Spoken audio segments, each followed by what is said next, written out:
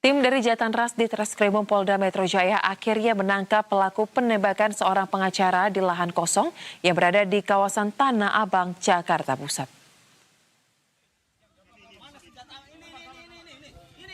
Penangkapan pelaku berlangsung pada Selasa malam kemarin, pemirsa, di mana pelaku merupakan seorang pria dan ditangkap saat tengah mengendarai sepeda motor di sebuah gang di kawasan Kebonjeruk, Jakarta Barat. Saat dilakukan penggeledahan, polisi menemukan sepucuk senjata api yang diduga digunakan untuk menembak korban.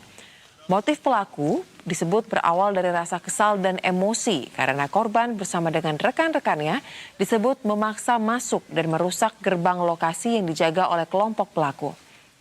Perselisihan itu pun disebut terkait dengan sengketa penjagaan lahan kosong.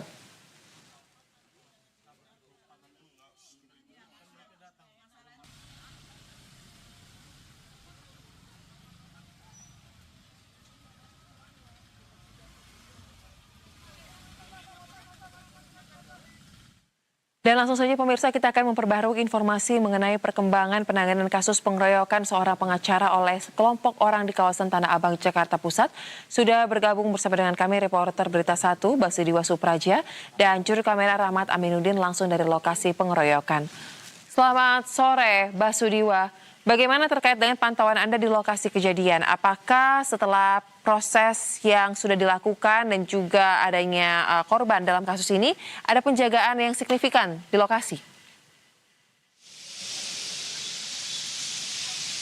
Ya, terkait suasana dan kondisi di lokasi kejadian penembakan pengacara di Tanah Abang saat ini, Soza dan juga pemirsa, terpantau sudah cukup kondusif. Dan sejak kami tiba di lokasi pada sore hari tadi, sudah tidak ada lagi pihak aparat kepolisian yang berjaga-jaga.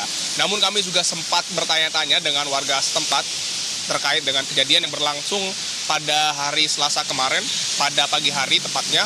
Ya, ini memang pihak kepolisian sempat berjaga-jaga setelah kejadian tersebut hingga malam hari, di mana sejumlah aparat bersiaga begitu ya, dengan membawa senjata api begitu untuk menghindari dan juga mencegah agar tidak adanya konflik susulan setelah kejadian yang terjadi pada sekitar pukul 7:28 waktu Indonesia Barat.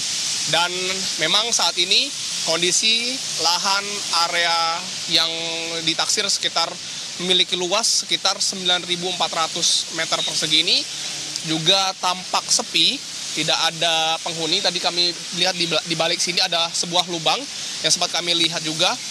Memang tidak ada orang di dalam dan sudah ada garis polisi.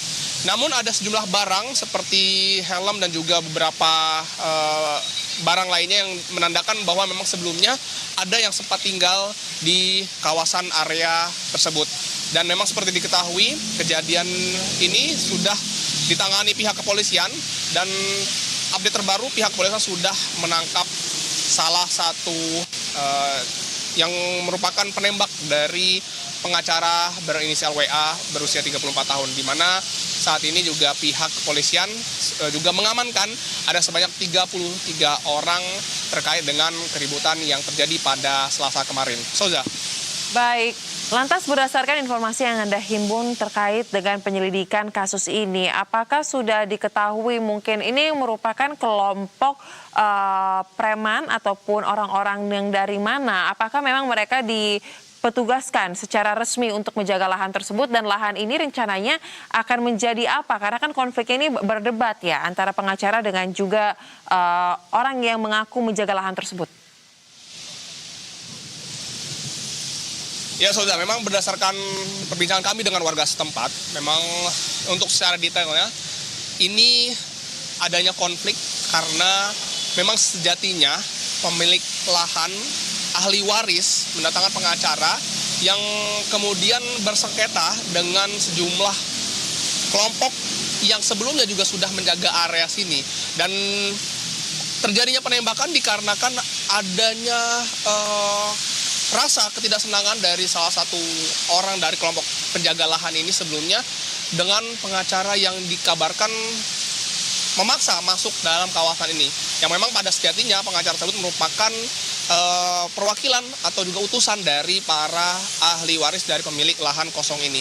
Dan memang saat ini kami juga berdasarkan pantauan kami memang saat ini kondisi di sekitar juga tampak kosong dan sejatinya kami juga masih belum mengetahui apakah lahan ini nantinya akan digunakan untuk bangunan tertentu atau nantinya juga akan dialihfungsikan dengan tujuan-tujuan tertentu juga. Kembali ke Anda, Soza.